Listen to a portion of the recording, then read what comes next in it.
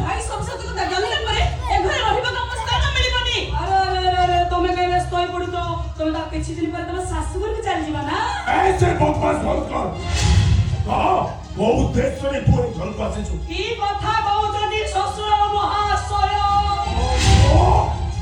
खास सुंदर बिंदी आइछे कि संसार करिया मोर उद्देश्य कोन की अदांगल प्रश्न मते करा आउछि। हां तुरंत किछि व्यवस्था करनु तार परिस्थिति भयंकर है देखि।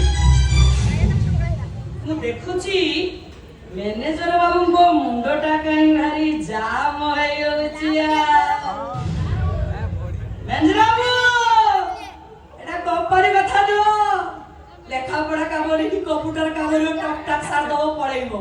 एटा होचे घर संसार कथा। आपण व्यस्त काई तो होचुंदी घर संसार आज्ञा ना तू ए घरे रहिबो ना तोते संसार करिया पई सुजोग दिया जिवो।